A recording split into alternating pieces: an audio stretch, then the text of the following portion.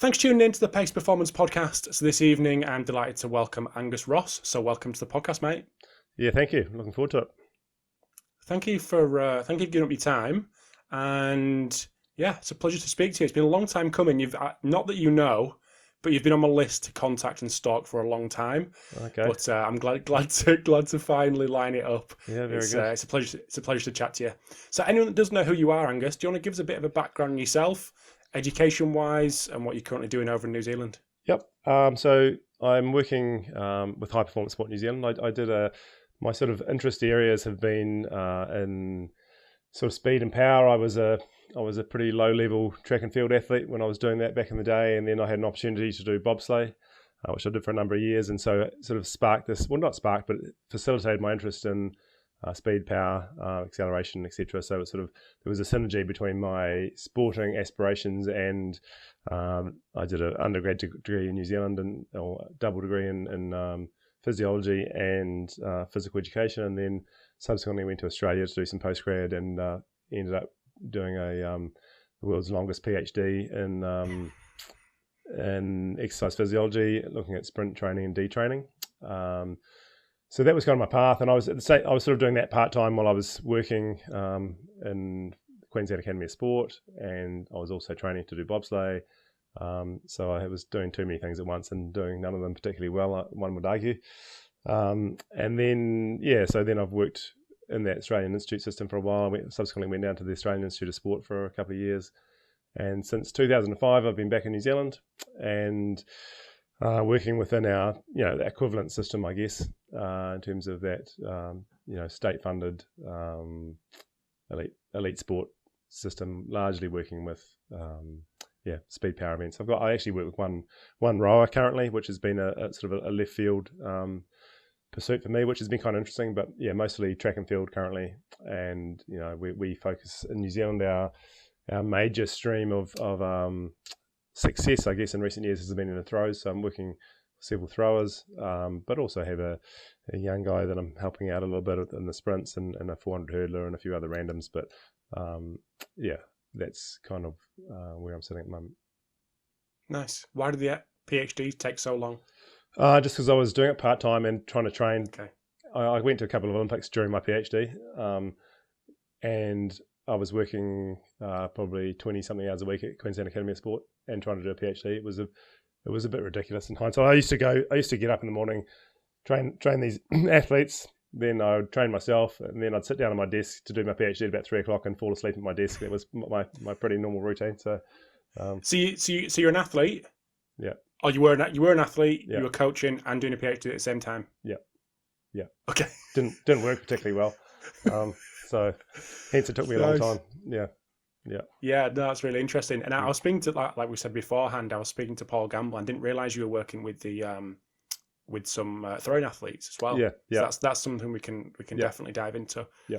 What were you like as an athlete? Obviously you went to Olympics, so I was pretty good. To be honest, I tried to do decathlon. I got almost zero hip mobility, couldn't hurdle, couldn't do a lot of things. And so, but I was pretty excited about it. I loved it, and just didn't have the abilities that went along with my desires, I guess. And bobsleigh was a second life. I could always accelerate okay. I could always had the ability to gain strength.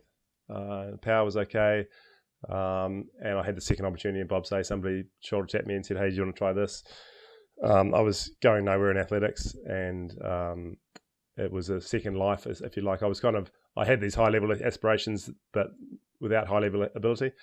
And bobsleigh gave me an opportunity to stick in the game a little bit longer, and it probably suited what I did have a little bit better. And in saying that, I wasn't particularly great at bobsleigh either, but we had some good guys in our crew, and like I had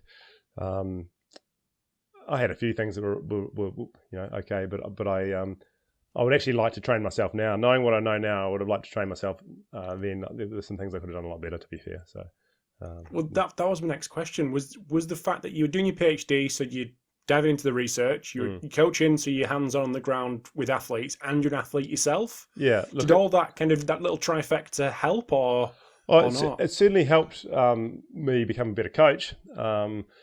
in terms of understanding things at some level of depth, and not being the biggest natural talent in the world also in hindsight has probably been advantageous, that things didn't come easily. I had to work for everything I got, it felt like. I wasn't the natural guy that came out and run 10, 5 and 100. That just wasn't what I had. And, so having to grind that stuff, and my ability was shit, this is bad, and this is, so I had to sort of find,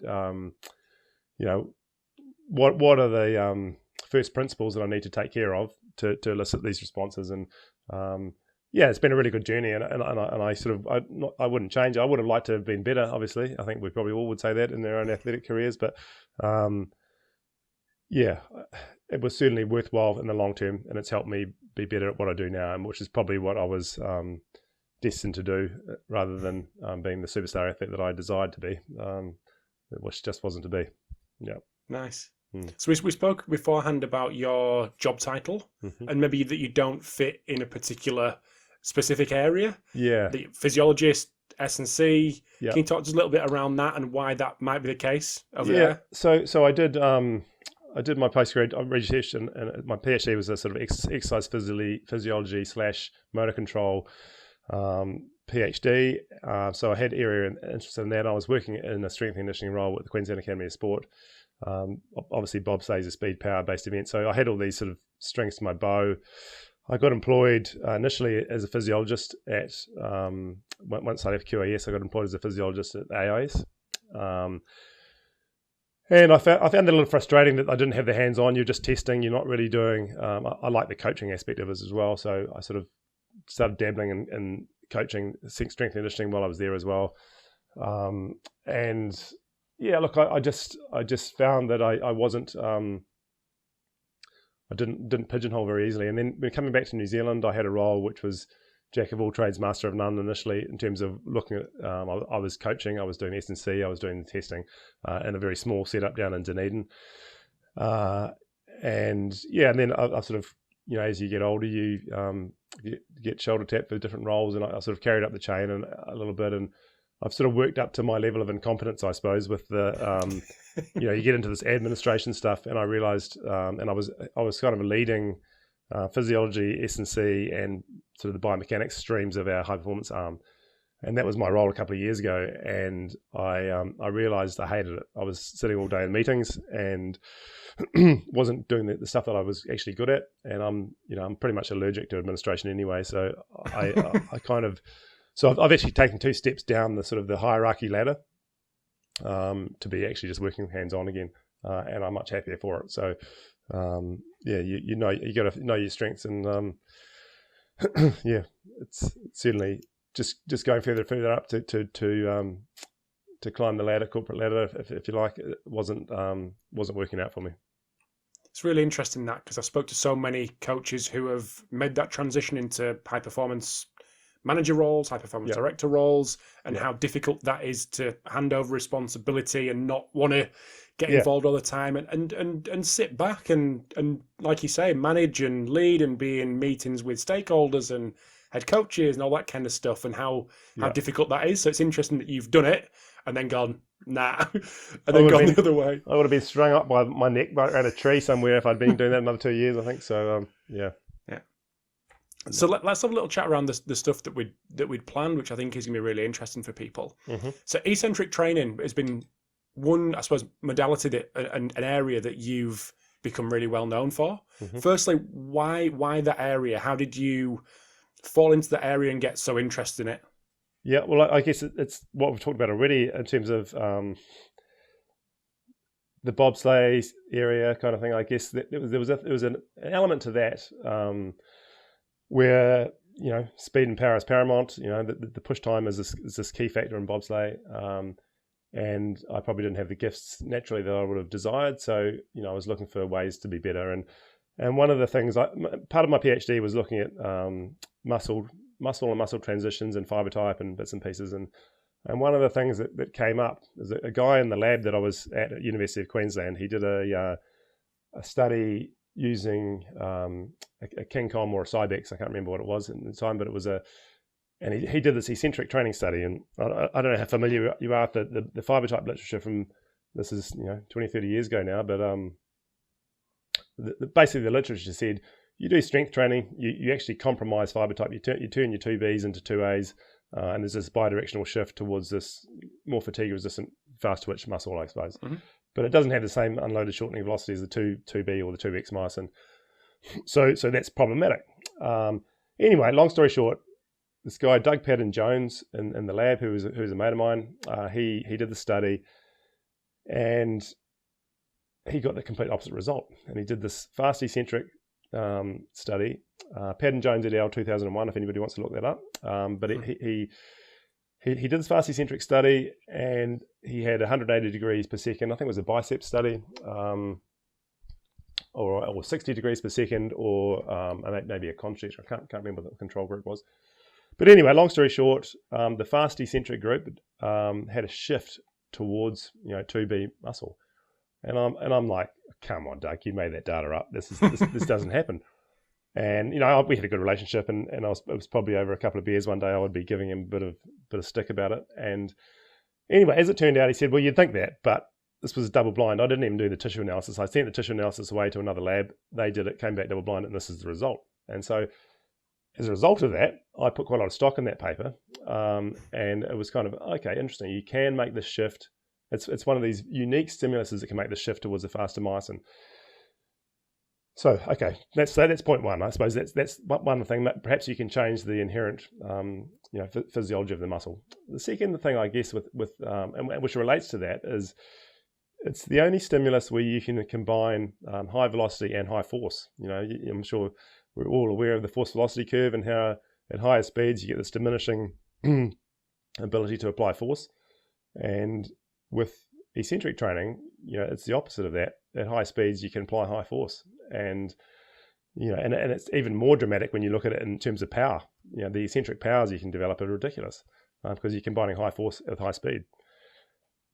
So that makes it this incredibly unique stimulus for not only muscle, but in terms of just the stress you're providing, which you have these downstream effects in terms of the adaptations you get. So I guess just to preface that, what I look at is eccentric training. I'm not a big proponent. I know a lot of people, and there are reasons for this stuff, and I'm not bagging it at all. But I'm not a big proponent of the same weight concentrically and eccentrically, but you do 10 seconds down on the eccentric phase type stuff. I don't really see that as eccentric training in my mind. It's another mode of it's somewhere between isometric and hypertrophy type of sort of stuff. So yeah, like I'm thinking of eccentrics in my mind as an overloaded, preferably moderate to high velocity eccentrically, is the stimulus I'm trying to find to elicit these sort of power and muscle adaptations and you can get the fascicle length stuff, which is also an additive effect on the contraction velocity. Some papers would suggest that you add sarcomeres in series and you get this longer fascicles, and so there's a number of wins, I suppose, in terms of the fascicle length, the fiber type, and just the force and the resilience you're giving the muscle by giving it this eccentric stress. And so look, I think it's a cool stimulus. It's not the only thing. It's not the be all and end all. It's just another tool in your toolbox. And a couple of people have sort of said to me, "Oh, you're this eccentric guy." So I'm not an eccentric guy. I'm just this is just the thing I use, And I think it's useful. So yeah, I guess that's my my thing. I mean, and I guess the red flags with eccentric training, you get this enormous amount of muscle damage potentially if you push the boat out too hard. So you need to know when you're going to use it. You need to know what the time course of adaptation. You need to know that you may follow it with a period of depression of the contractile characteristics, because there's going to be all this damage that's occurring. So look, I like it. I think it's really good. But you can also, in the short term, really turn an athlete, down-regulate their ability. We've got one of our shot putters who's used it regularly. We've turned a 22 plus meter shot putter into a 18 meter shot putter in a week. Which doesn't go down all that well with the coaching staff, obviously. but it's you need to play the long game, and that's we now know what we can get away with and not get away with in terms of and we still overcook it. We've probably overcooked it in the last year with lockdown and bits and pieces that we haven't got it right. So always learning. But yeah, look, I think it's a good thing. And I guess the final thing I'd say with eccentric stuff is, just in terms of the performance characteristics, we know that better performers tend to hit, and when they strike the ground, whether running or jumping, they tend to shorten their eccentric phase because they've got this enormous eccentric strength. And they might spend the same amount of time on the ground, but more of it is into force application rather than force absorption because they've got this great eccentric strength. So in performance terms, being eccentrically strong throughout your chain, is clearly beneficial. Yeah. So loads of questions off the back of that. But while we're here, and it was something that we're going to get into later regards to programming, but while we're here, we might as well tackle it. Yep. So when you say use it, we use it with our throwers. Mm-hmm. When you say that, what does it actually look like? What kind of exercise we're programming? Where does it fit into the wider program? And secondly, off the back of that, how did you overcook it? Oh, look, one of our throwers works. He's a elite thrower, and he likes working. He's farm background. Knows how to work, and he's resilient, and he just eats the stuff up. But at times, just by doing too much work, too little recovery, you can put people in a real hole. And so initially, I used to do it. I used to program these sort of quite long, not maybe 3-week blocks of slow eccentric training, then fast eccentric training, then periodize it into sort of the more ballistic training and taper sort of stuff. And we've varied it significantly over the years. And I'm yet to know that we've got it right, but we now just have 1-week blocks of these phases because it's too depressive. And we have a sort of 4-week cycle which we recycle on a 4-week rotation in the preparatory period.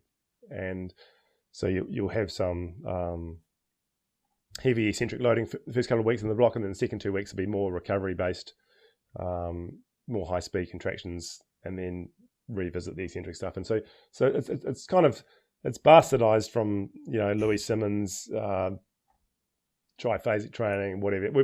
I've pinched, big, borrowed, and stolen from whoever, and then mixed it with our own IP, I suppose. And so the initial couple of weeks with the eccentric training, we'll have everything in there from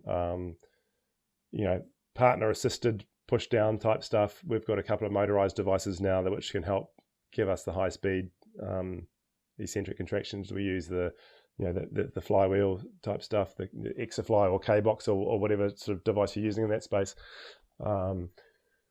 We use what else do we use? Just the standard 2 up, 1 down on a different exercise. There's a number of ways you can elicit an overloaded eccentric. I do like being able to control the speed, and most of that, you either have to do, you can do like you can do some partner stuff. Some of the altitude drop stuff is this high speed stuff with big peak forces. But the motor driven stuff, which is expensive obviously and not available to everybody, is probably a good thing to have in that from time to time. And there are all sorts of devices in that space. There are pneumatic sort of concentrically pump up, then gravity loaded down, so pneumatic assistance. There are eccentric bikes. There are I've seen a couple of other devices. We don't have these, but a couple of other devices with just motor driven levers. So you might be doing a kind of a leg press with motor driven levers, which I've tried. I actually visited the group in Taiwan a few years ago who had that. Have you seen that passive squatting device? It's on YouTube actually. Passive leg press they call it, but it's passive squatting, I reckon. But it's quite an interesting. It's kind of like a vibration plate that moves through 20 centimeters.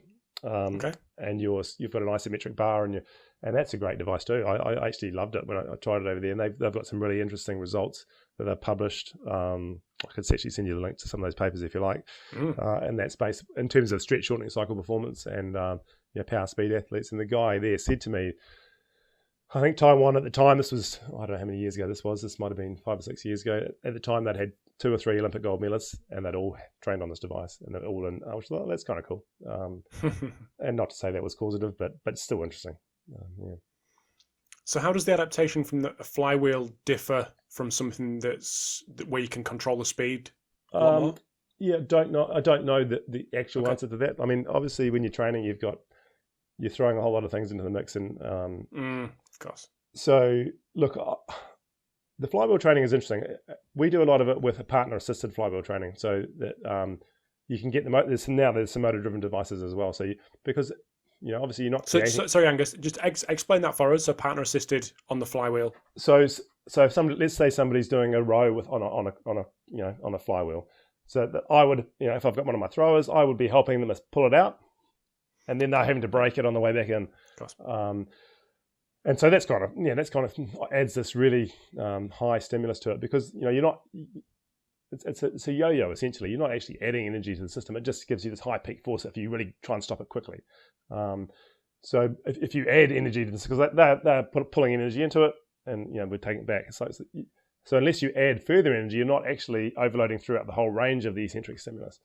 So, I like these devices they have now. Like we've done a bit of work with Exify in New Zealand, the New Zealand company that's making a version of this sort of yo-yo type device. And yeah, it's a pretty cool stimulus. The things with these devices too is you can do it in multiple planes. You can do, rotating movements with it. You can do squatting movements with it. You can do pushing movements with it. You can do pulling movements with it. You can do side bend movement. You can do whatever the hell you like.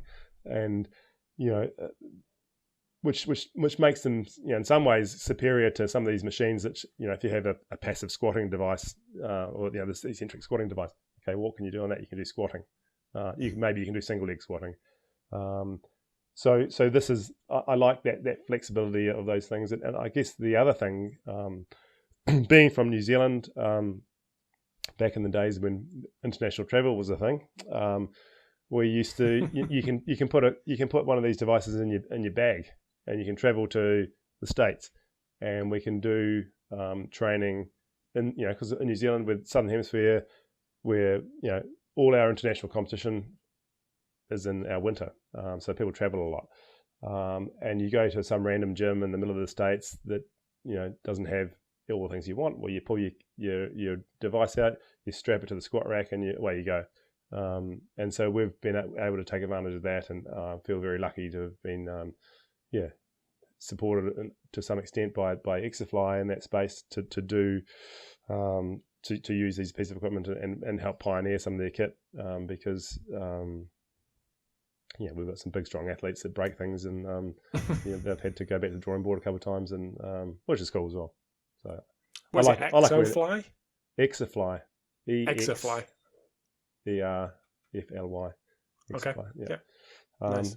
So yeah, I like it when kids break things. It means we're doing something right in my mind. So we've had one of our throwers has broken some of our motor-driven devices a couple of times, and that's like happy days. We're doing something. You produce. Send it back. Yeah, it's great. So still under warranty. Yeah, all good. Yeah. So when it comes to programming this eccentric work, does that differ between athletes? I mean, I know you're working with track and field, but you're potentially working with other speed and power athletes as well. Yeah. How does that, if so, I know that's a big question. There's a lot of variation in there probably. Yeah. But how does that differ? Yeah, look, it's I'm lucky. I don't work with big squads. I work with individuals, which probably makes I'm very lucky in that space, and I know that. And so I can make a mistake and spend the next day changing it for that person on the next session, and rather than they won a 30 and we just go through and this is what we do.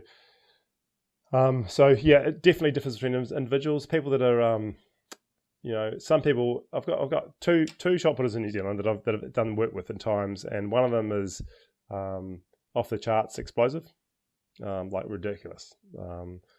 Set multiple world junior records, but the interesting thing is, and the other one is still explosive, not quite as explosive as that, bigger work capacity, and can produce enormous eccentric force. The other ones, he's a sort of probably doesn't have the contractile stuff as good as the explosive guy, but his stretch shortening cycle stuff is brilliant. He can load tissue, eccentrically absorb it, and pop. So they're just different. And the guy that has this amazing concentric explosive power is pathetic eccentrically in relative terms. Despite having bigger lift numbers and all these other things. One can tolerate and uses it and likes it. One doesn't like it. It's not his thing. You just have to adapt and put in what they can tolerate, and some of the explosive guys can't tolerate anywhere near as much as some of the others. Some that are probably slightly less explosive, but look, I don't think there's a hard and fast rule. I guess in female athletes as well, I've got some female throwers, and it's the same pattern. But I guess there's in terms of the published literature, there's this stuff that shows there's a protective effect of estrogen, and that they have that perhaps recover and don't get the same damage as some of the male athletes. But that said, one of my female throwers is really explosive, and she certainly cooks her. We don't do ridiculous volumes of it with her either, because we get too much in trouble from the technical coaches that they can't throw for a week. So and I don't think it's worth it. All of these things are a balance. It's not about making somebody a better gym athlete. It's about making somebody a better athlete. And I think we can never lose sight of that in my role. That better gym numbers don't mean anything. Better throwing distance or better speed or better whatever else is the only thing that matters. So we're just part of that. We're a small cog in that wheel to sort of help facilitate that. Pardon my ignorance here, but that study that you mentioned, was it in 2000?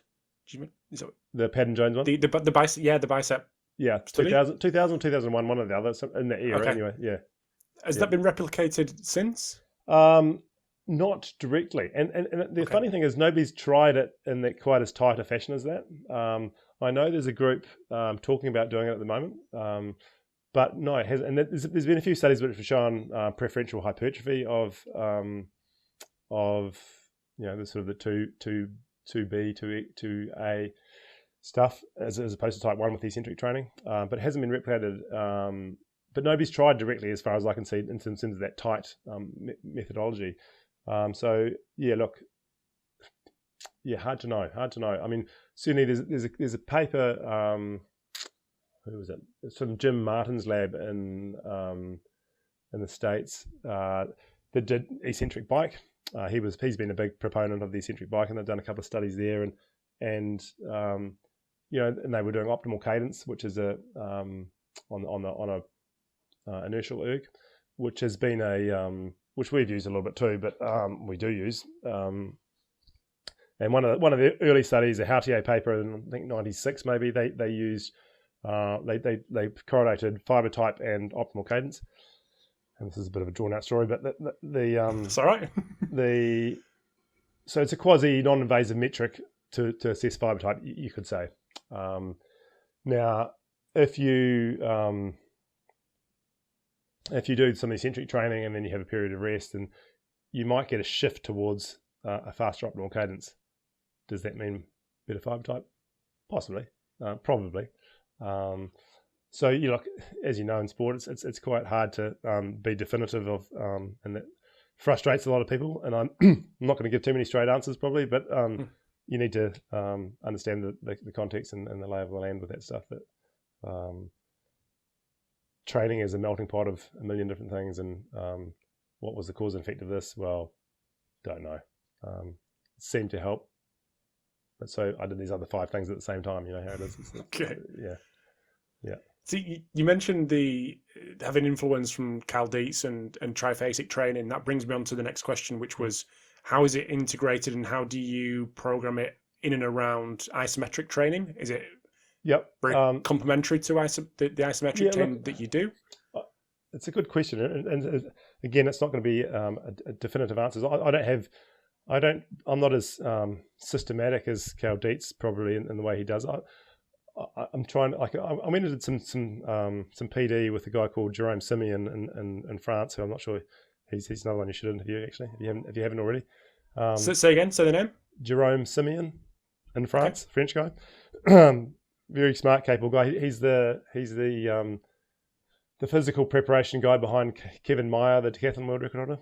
Okay. He's got a couple of other rock star athletes there. Milena Robert-Michon, who's the discus silver medalist from Rio, trained out of this little basement at the bottom of it. It's unbelievable. Like, you go there and you go, wow, facilities aren't the thing, people are the thing. This he's good at what he does. But anyway, one of his things was, and I've always liked this line, and it seems so simplistic. And at the time, I was like, what the hell does that mean? But I said, well, how do you, because he was periodized, he does isometrics and all these other bits and pieces as well. I said, well, how do you periodize that? And he kind of looked at me blankly like I was a complete idiot, which I probably was and probably still am. But he said, I give them what they need. And it's like, which makes so much sense. And so going back to that, if you look at the isometric training, what does that elicit? Well, depends how you do the isometrics for a start. So if you do a ballistic 1 second, boom, isometric into a bar, it's almost like a plyometric in terms of this is high speed, high RFD. You're eliciting these tendinous adaptations, perhaps that are you're making a stiffer setup. If you do a long duration isometric, which is maybe a quasi eccentric over the sort of extreme isos that's sort of been popularized by a few different people, you're probably breaking down some of these cross links and the tendinous and or fascial matrix that you have, and making a more compliant tendon, maybe slightly more stiffer muscle perhaps, but you're changing the setup of what you've got. So to answer your question, like if you're doing high speed eccentrics, I wouldn't tend to do isos at the same time, because you're eliciting slow iso or long duration isos at the same time, because you're probably eliciting a different adaptation. But if you're a guy that has, let's say you get groin injuries from throwing, which are reasonably common, then maybe you would do fast eccentrics for some of your upper body stuff at the same time as you're doing some, isos or long duration slow stuff for your groin, for example. So I do a little bit, when I do the slow eccentric stuff in my first phase, I do some isometrics in that block usually, because I think they are somewhat complementary. When I'm doing fast eccentric work, I wouldn't do, unless it was an example like that groin example, I wouldn't marry those two stimulus together, because I think they're it's counterintuitive in my mind, and I might be wrong, but that's just how I'm justifying it to myself anyway. No, that's cool. Interesting. Yep. One last thing on the eccentrics. Yep. And this may be very much in your mind right now, given the time of year that we're in, coming to the summer, around competition and taper periods, and how you'd adjust your training, your eccentric focus training. Yep. During this time and leading up to what's coming in the summer. So yeah, good question. I typically, and it depends on the level of the athlete, but one of the other nice things about eccentric training is there's the period of detraining. It's reasonably robust in terms of detraining, and so you can detrain for a long period of time without really losing a hell of a lot of strength. We do know that there's, in some of the sort of ultrasound studies, that if you remove the eccentric stimulus, you might lose fascicle length, sarcomeres in series, which may have and we're adding 1 + 1 to get 4 here probably, but you may lose contractile speed as a result of that. So there's a couple of papers, and the name escapes me off the top of my head, but it might come to me. But we do know that you can do a minimum amount of eccentric work and maintain fascicle length. There's a couple of papers with a couple of Nordic studies, the Nordic hamstring stuff, which sort of show that you can do, and I want to say something like 8 contractions a week was enough to maintain. It's 2 sets of 4, 1 set of 4 on Monday, 1 set of 4 on Thursday. Happy days, you're covered. So if there's something that I'm really concerned about, then we'll keep that in. But generally, we'll remove the eccentric load a significant period of time out from training. If we've got somebody that's really strong, I might remove it further out to try and elicit the sort of fiber type overshoot as well, and get rid of any eccentric depression which you can get in terms of the damage and but again, it would vary between individuals. The females, I tend to keep it in a little bit later. They recover more quickly, and I'm being very generic here, but keep it in a little bit later. What some of our throwers, we might do 8 weeks before a major comp when they've done no eccentric loading of any significance. So they might have done their 2x4 a week on a couple of efforts, but that'll be it. So yeah, I think it's you've got to be careful in a competition period because it is damaging. It can be depressive, and it might mess with your your proprioceptive stuff if you push the boat out too hard on it, and then that's obviously a bad thing. Yeah. Mm-hmm. Just one thing that you mentioned there about levels of athlete. Mm-hmm. I'm just thinking people may listen to the last 35 minutes and go, I've got these under 17s girls who are brand new to the gym. I'm going to smash them with this. This sounds fantastic. Yeah. We need to be careful and hang back. Like how does level change how you think about this? Well, look, I think, as I said, eccentric is this very powerful stimulus, right? So it's kind of that whole rush to the end zone mentality, isn't it? Like, do you go, I've got all these tools in my toolkit. Do I use them for my under 17-year-old girls that have never seen a gym in their life? Or do I just go, I can go generic as hell. I can do 3x10, squats, bench press, and pull-ups, and I'll probably get results for the next 3 years without having to worry about anything clever. And then I can spend all my energy coaching, technique, form, the skills of the sport, whatever else it is. And maybe that's conservative, and maybe it's a dumb idea. I don't know, but I tend to think, well, keep these tools in your toolkit till you need them. There's a whole lots of things that are reasonably advanced. You can do electrical stimulation, you can do this eccentric stuff and high speed eccentric stuff and blah blah blah. But do you need to do them with the underage athlete? Because the last thing you want is somebody that has their peak of their career at 18. That's kind of depressing. So keep some of these things until they need them. And it's nice to see people doing personal bests at 27, 28, 29, 30. Like, great. I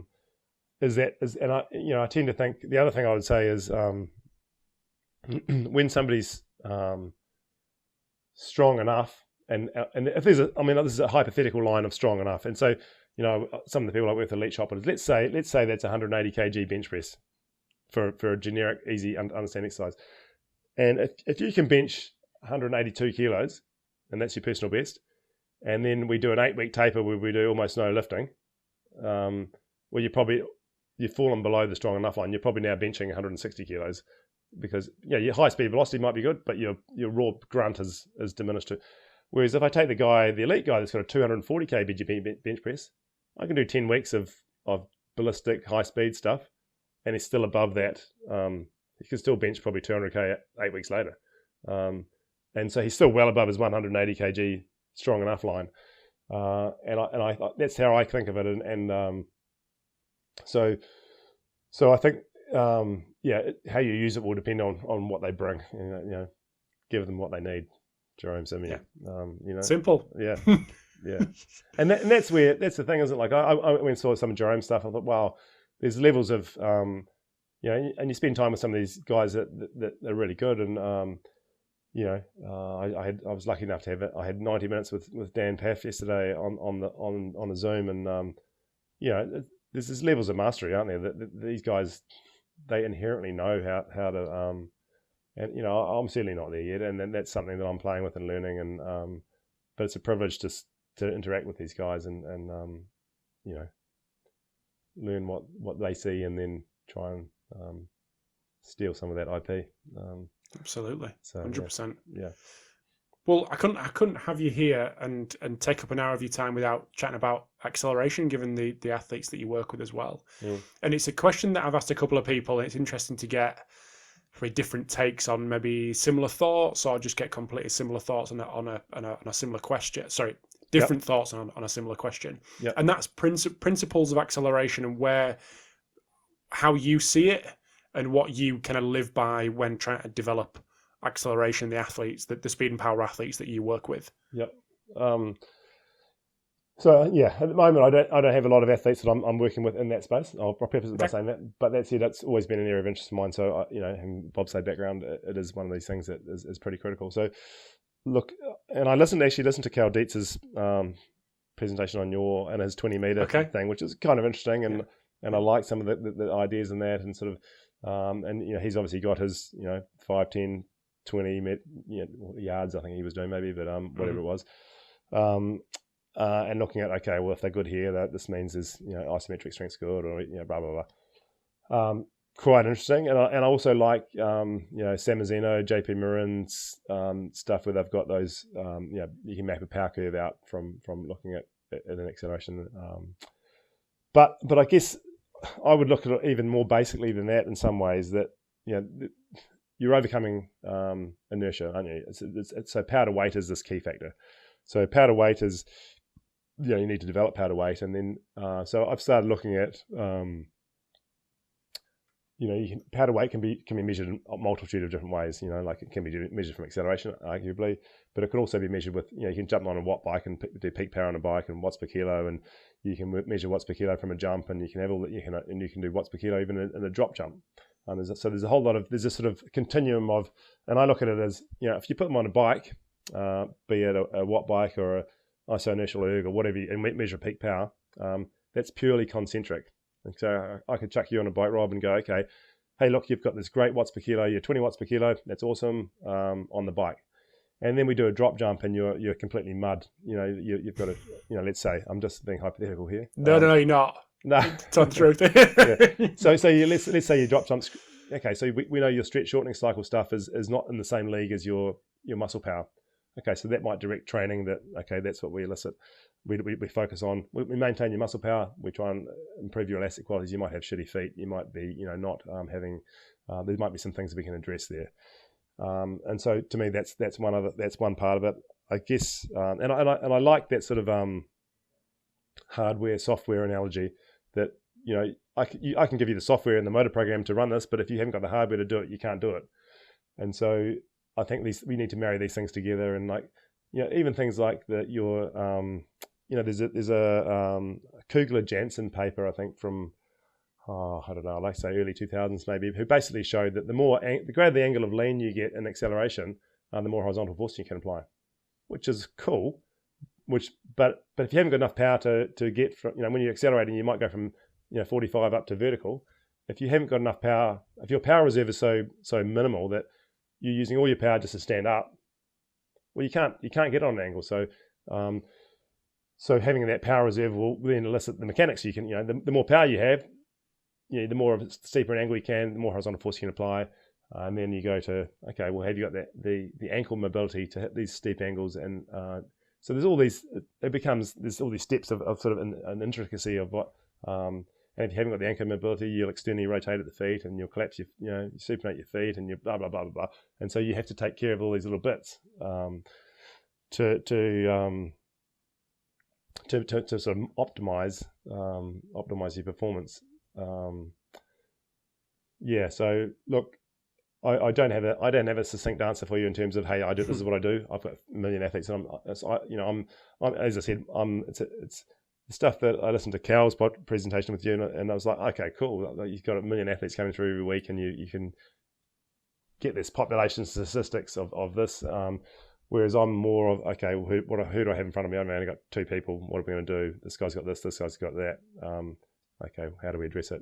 But the basic principles are, get the mobility, particularly through the ankles, addressed. Have the power to weight. Be lean. Power to weight. You can't. Fat doesn't fly. That's and it's probably not particularly PC, but that's a reality. There's physics involved in this stuff. You don't want to be carrying around inert tissue in acceleration. So yeah, I guess I would look to address all the bits, and then try and put a program in place that help find out where the weak spots were, maintain or enhance what they're good at. Everybody likes to be the big dog at something, So, and is that a testosterone primer? If you can come out and do 2,500 watts on the watt bike, well, happy days. You're feeling pretty good about yourself. So let's keep that in. Keep fostering that, that mentality that you're a beast on that. Okay, but we need to address your feet are weak, and you can't apply that force in acceleration. So you're number 1 ranked in the power to weight on concentrically, but you're number 10 ranked on a drop jump. Okay, well, and then you're number 5 ranked in a 20-meter sprint. Okay, well, these things kind of all make sense, doesn't it? Like you fill the holes, but keep the weapon a weapon. I suppose would be the summary of that. So is there anything else that if you did have two athletes next to each other and building acceleration, improving acceleration was the overall aim. Apart from the things that you've mentioned, is there anything specific that you would go into in terms of like additional profiling that would give you a real sense of where you need to go with that next program? Yeah, well, I've just started playing with it. I've actually just purchased a free lap setup, which has been a bit of a game changer in as far as the ease of using it. Like you probably all play with timing lights, and it takes you 20 minutes to set the bloody things up, and then the battery goes flat, and then the Bluetooth. There's a little bit of wind, it all falls over. Yeah, all that stuff. And it's humans, we're lazy, aren't we? We don't want to spend 20 minutes setting up for something we're going to use for 2 minutes in the middle of a session. And so the free lap has sort of allowed me to set the stuff up in less than a minute, and I run sled sprints, for example, in a session. And I've been profiling athletes over time with we might use a 50k sled one week, 40k the next week, 30k, and then we end up getting a graph of what the slope of what they're and without the sled at all, and you get this graph of their and the steepness of the graph in terms of how fast they can. I've got a hammer thrower she's still bloody fast, towing 50 kilos, and it's quite cool. It's violent, which is it's impressive, and but perhaps if you put it beside a sprinter, and we've been joking about what weight could she beat the national 100 meter champion in a 20 or 30 meter sprint. Well, what weight would be the transition and the slope of those. So the slope of that graph is another nice way of profiling. Okay, well maybe you need more force, maybe you need more speed or high speed contractile stuff to be used in your training. So that's really just something I've been doing the last few months when I've had this new toy in the gym. It's been a game changer. Just the ease of that use. It's like, oh geez, all of a sudden you get this pretty hard data that is accessible every day. So it's kind of cool.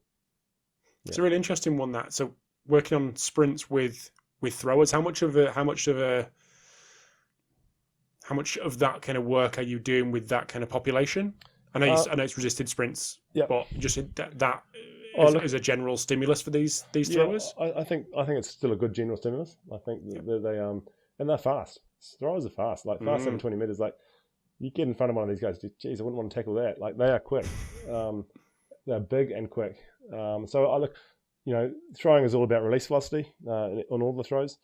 And if you can't generate high speed force, you're not going to be a very good thrower. I think it's an important part for all of them, all the throws. Because I've got javelin throwers, hammer throwers, shot putters.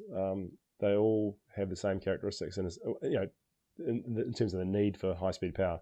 So it's a nice generic, and it's fun. Like there's you can handicap it on weight or on inertia. How much momentum you're generating. Obviously the 130 or 140 kilo shot putter might not be as fast as the 90 kilo javelin thrower, but they generate more momentum. So then you can make all these bragging rights for different parts of it, and it just makes it fun. I think that stuff's worth investigating for sure. Mm-hmm.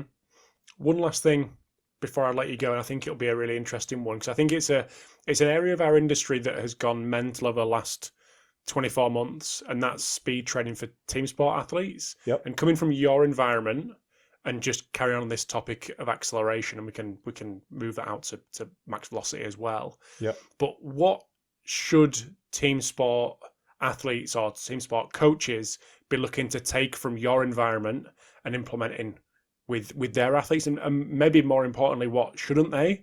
Yeah. What should they leave to you guys to excel in? And so that's my point. And the only reason I say that is, like I said at the start, this like obsession with team sport speed. So I'm interested to get your thoughts. Look, a really good question. I kind of and I guess you can flip around the other way too. What can sprinters learn from team sport athletes? Because I think there are things that go both ways. I'd love to know that as well. Later in this question. Yeah. So look, I think on that, there's a quote. I think it was Stu McMillan who said from Altus, who said something like, "You need to know what the rules are before you break them." And so, yeah, in terms of team sport, I don't think there's anything wrong with them learning traditional sprint mechanics, having the range of motion, developing the power to weight, accelerating angle lean and all that sort of stuff. That said, you're not going to run very far with a rugby ball in your hand with your head down, not know who's in front of you. So some of those things obviously are different, and you look at team sporters, and they typically, particularly in the sort of more combative team sports, the rugbies, the American football, rugby league, etc. There's a level of tension and getting ready for impact that they have, and they might not have that sort of thoracic mobility and all those sort of beautiful things you see in a very elegant, sprinter. And there's a good reason for that, because they don't want to get their head taken off, and so you're probably not going to change all those things in the short term. But yeah, I think that line of Stu's, know the rules are before you break them, and then take them into that sort of into that context. So obviously change of direction and all these other things are equally as important as acceleration in the team sport. So I kind of say flipping the coin a little bit.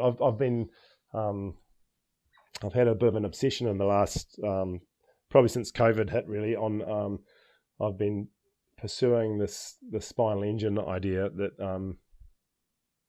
Grakovetsky and co sort of promoted in the 80s and 90s, that the trunk is part of this part of the engine for locomotion. And I would say that we get people that get too linear and too one directional, if you like, in the sprint context, and we've all had people that are guilty of coaching people to be robots, whereas the body actually wants to do this. We have the shoulders and hips are oscillating equally and opposite to each other, and there's an rotation and a lateral flexion that occurs, and there this whole concept of the spinal engine. And I would say that team sporters, they do all this three-dimensional movement. Okay, they're running, they're changing direction, they get strong in all these different positions. And sometimes you can get some brutal team sporters that are brutal accelerators. They can come out and they can beat up on the sprinters for the first 20 meters. And particularly these ones that are sprinters that have just done this really linear stuff. And so, yeah, I like the idea of being three-dimensionally prepared, because I think the spine, and I've been doing quite a bit of reading and thinking in this space, and I think there is something in this whole concept of the spinal engine, and that it does contribute to ground force, and it does contribute to axial rotation of the pelvis. And I think that's something that perhaps your 3D athletes in the team sport environment will have inherently, and as do the throwers who train rotationally all the time. They train lateral flexion, they train a lot of rotational work both directions.